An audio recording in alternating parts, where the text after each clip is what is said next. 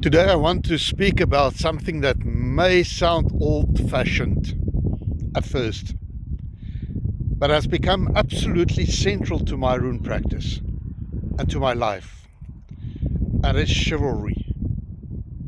Not as nostalgia, not as moral posturing, but as something far more practical. As a technology of inner sovereignty, I used to think virtue was about being good, polite, proper, acceptable.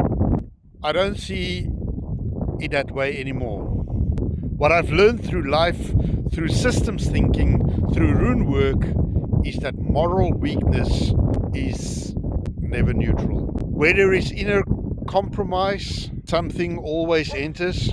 Not necessarily evil, sometimes pressure, sometimes convenience, sometimes someone else's agenda. Karl-Heinz Welsch, my rune mentor, understood this deeply.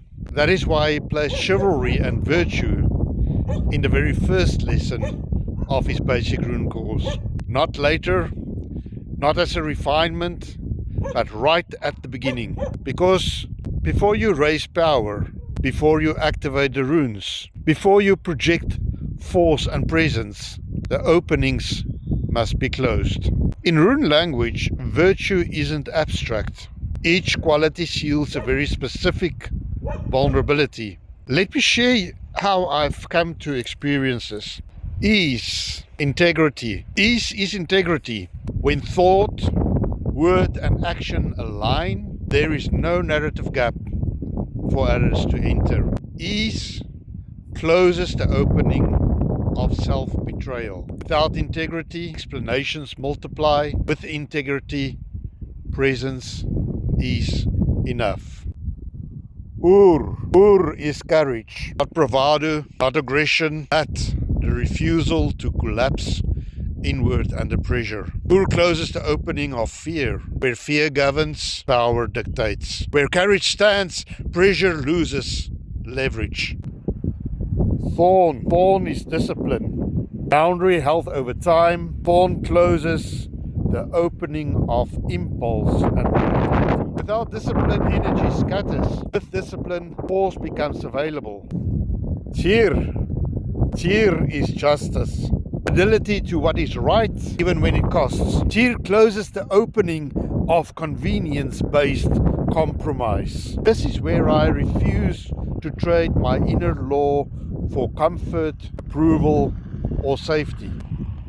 Horse is wisdom, not intelligence, but seeing what is actually happening through sight. Us closes the opening of deception and false framing. It brings together a new form of honesty. Without wisdom, we fight the wrong battles. With wisdom, we act at the right moment or not at all. I've noticed something consistent, both in the world and in myself. If nothing is to be gained from bending, pressure fades quickly. If something can be gained, your compliance, your labor, your silence, your identity, then pressure increases. That is not evil. That's how systems work. It's general law. This is why chivalry matters to me. Not as moralism, not as superiority, but as non-negotiability of my inner core. The knight is not someone who seeks power. He is someone who cannot be moved